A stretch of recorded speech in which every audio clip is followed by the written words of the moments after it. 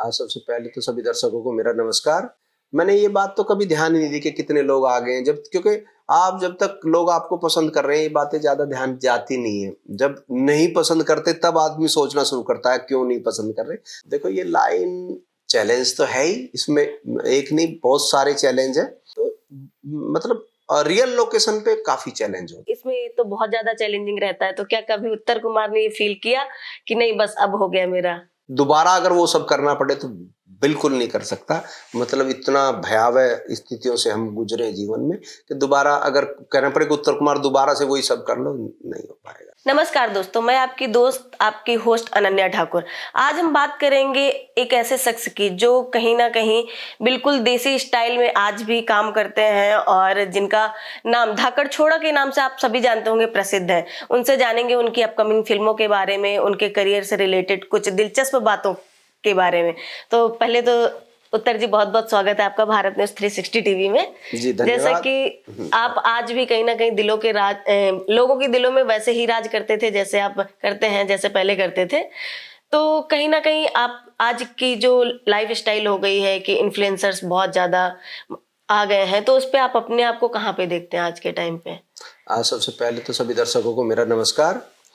मैं तो ये कभी सोचता ही नहीं। दरअसल मेरा एक ही ध्यान रहता है कि हमारे जो कंटेंट है वो हम जिस स्टाइल में जिस तरह से बनाना चाहते हैं वो बनाएं। मैंने ये बात तो कभी ध्यान ही नहीं दी कि कितने लोग आ गए हैं, जब क्योंकि आप जब तक लोग आपको पसंद कर रहे हैं ये बातें ज़्यादा ध्यान जाती नहीं है। जब नहीं पसंद करते तब आदमी सोचना शुरू करता है क्यों नहीं पसंद कर रहे। तो अभी तो क्योंकि हमारा जो भी चीज़ आती है सब पसंद करते हैं और उसका मुख्य कारण है कि वो सब फैमिली के साथ देख पाते हैं।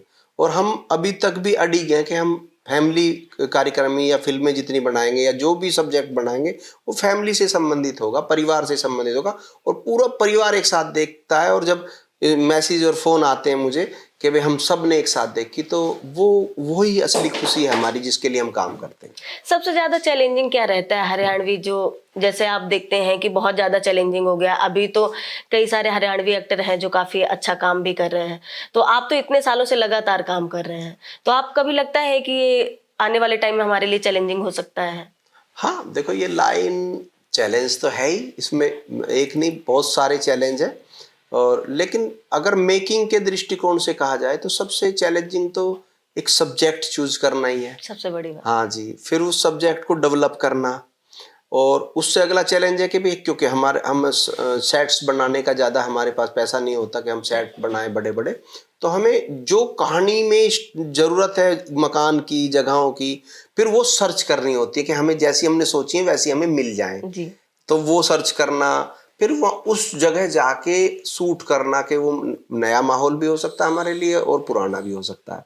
तो उस जगह जाके शूट करना, अब नया होगा तो थोड़ा सा एडजस्ट होने में भी, किसी के घर में हम शूट कर रहे हैं उसकी दिन की टाइमिंग क्या है तो वो भी करनी पड़ती है। कई बार उनका चारा कट रहा है तो रुकना पड़ता है, उनकी भैंस का दूध निकल रहा है तो भी, घर में कोई मेहमान आ गए तो उनके साथ फोटो भी खिंचाने पड़ेंगे तो वो भी टाइम।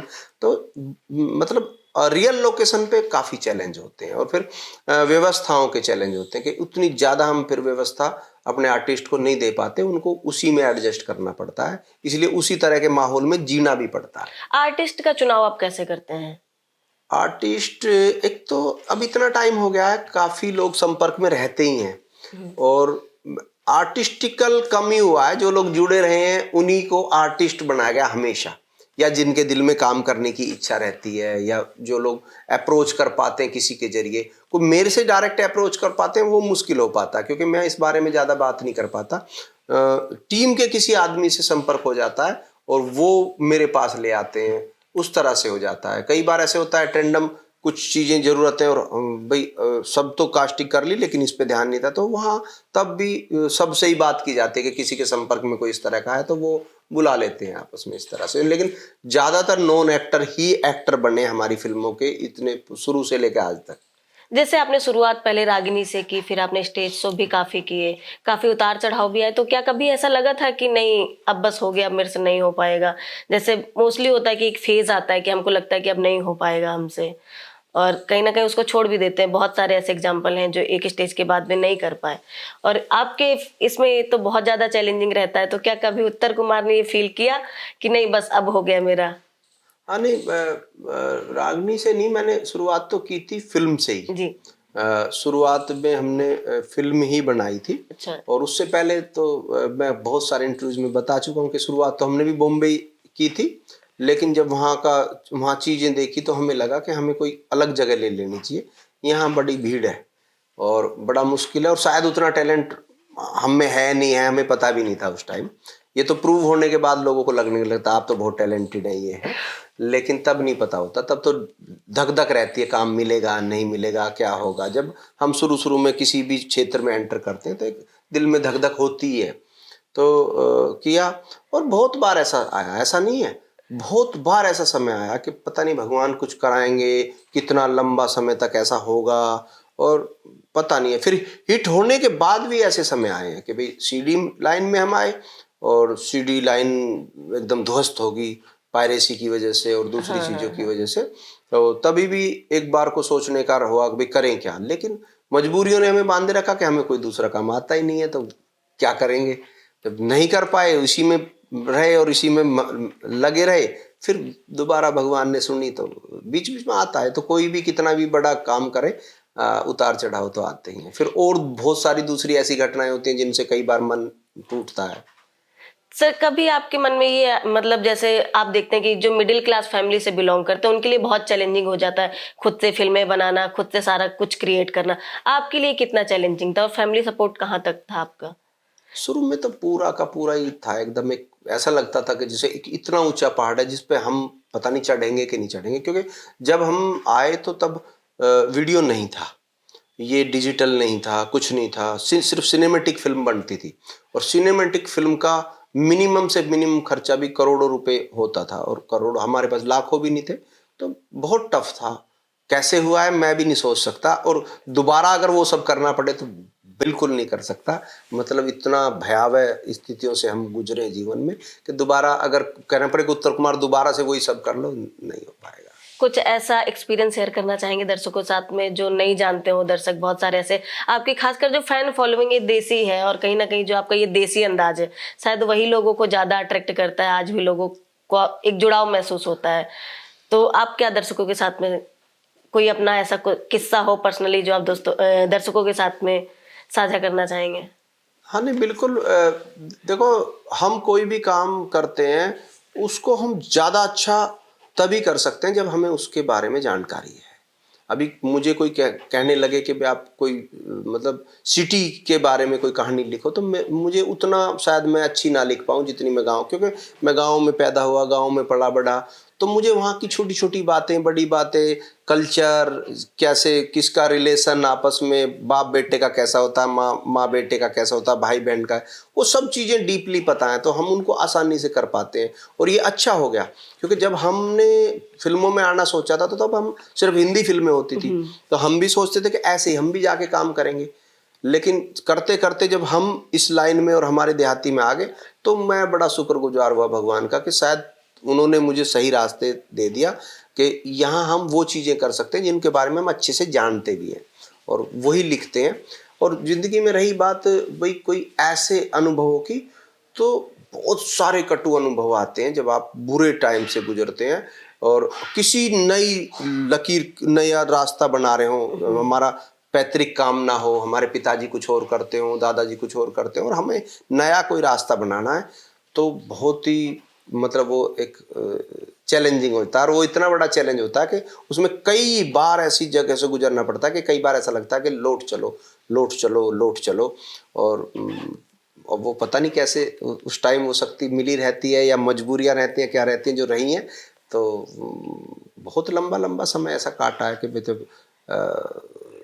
तब लगता है कि वापिस चलो।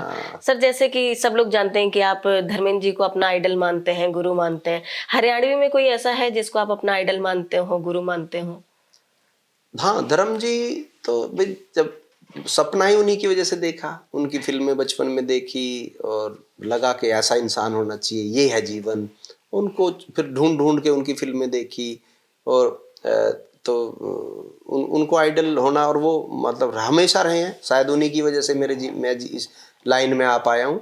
और जीवन के एक टाइम आके उनका प्यार भी बहुत मिला, आशीर्वाद मिला, प्यार मिला, उनके साथ बैठ के घंटों बात करने का अनुभव, और वो मेरे जीवन के बहुत ही अच्छे पल थे, क्योंकि मैं उस इंसान के सामने बैठा था जिसको हमने कभी शुरुआत में देखा छोटी सी उम्र में, और जिसको हम एक बहुत बड़ा आइकन अपने जीवन में मानते थे, और बड़ी खुशी होती थी उनके सामने बैठा हूँ और वो मुझे बातें बता रहे हैं अपने जीवन की, अपने अनुभवों की। तो मैं बहुत ही फिर सोच रहा था, भगवान मतलब तुम पूरी तो कर देते हो विशेष, पर बड़ा रास्ता बहुत कठिन करते हो। तो वो है।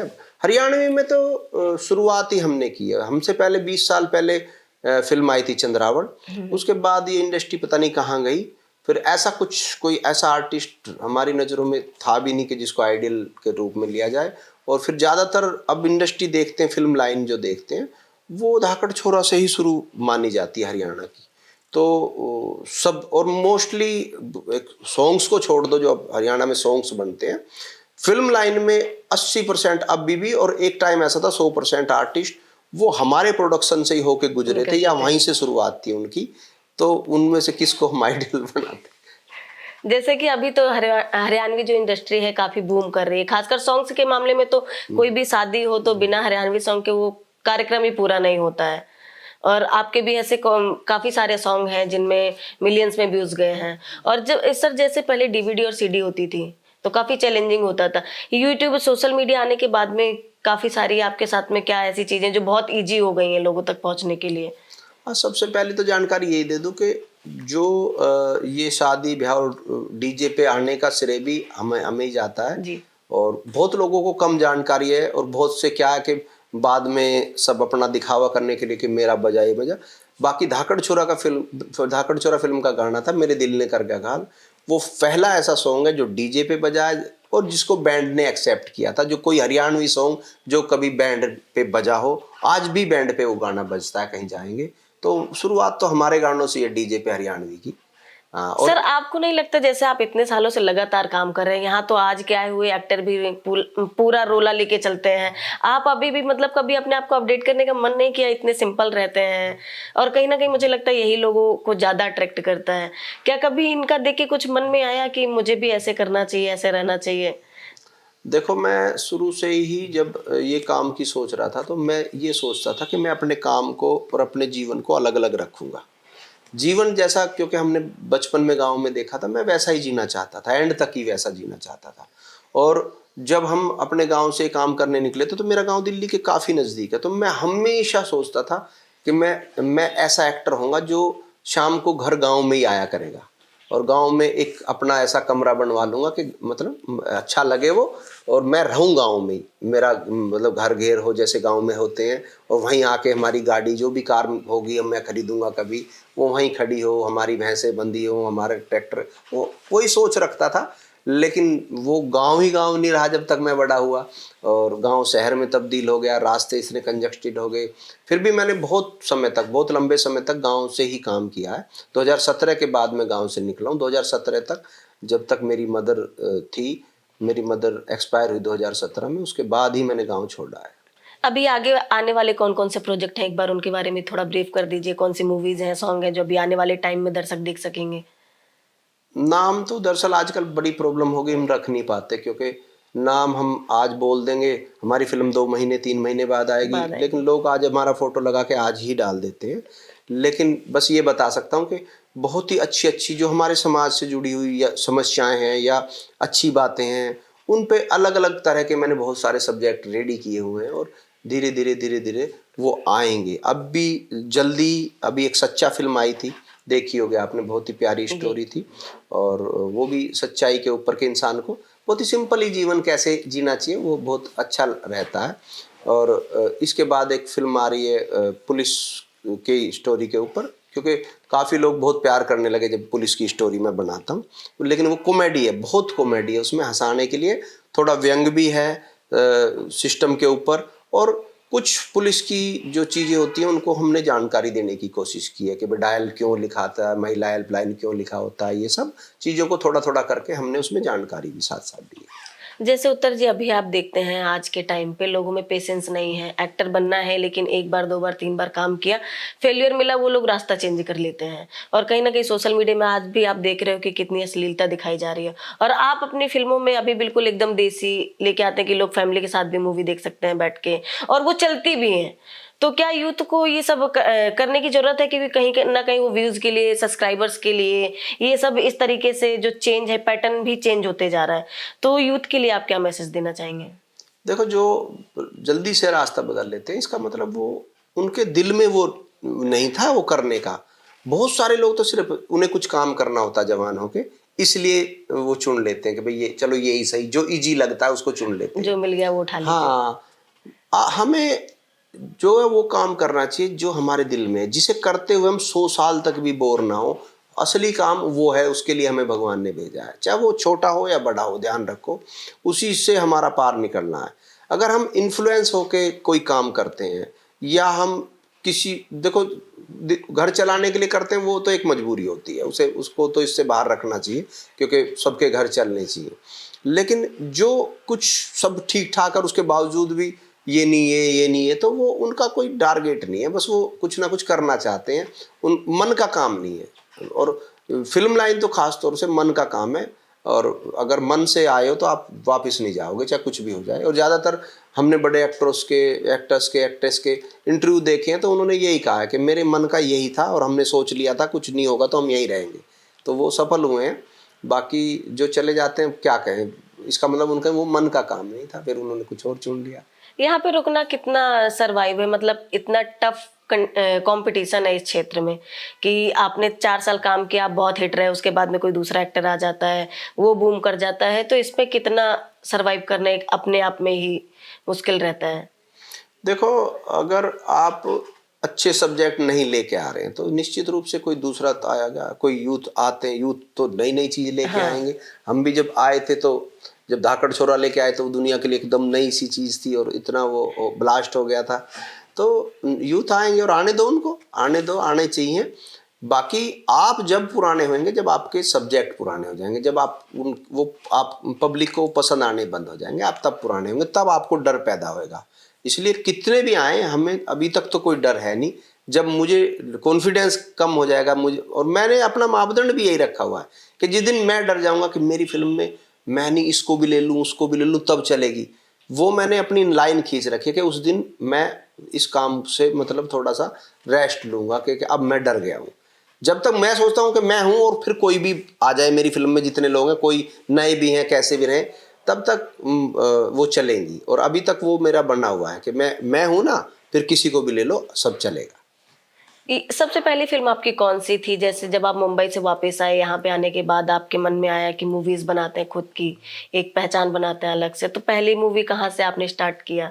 वैसे तो छोटे मोटे कई सीरियल्स वगैरह करने की कोशिश की थी जो नहीं आ पाए, और उसके बाद मेरी पहली फिल्म थी बावली करके, एक फिल्म थी, उसमें मैंने लीड किया था, और वो चली नहीं थी, सिनेमा पे रिलीज हुई थी, लेकिन वो अच्छी नहीं चली थी, मतलब डिसास्टर हो गई थी, तो इसलिए स्ट्रगल और बढ़ गया था। उसके बाद 2 साल बाद फिर धाकड़ छोरा आई थी, उसने मतलब चेंज किया मामला, वो बड़ी ब्लास्ट हुई।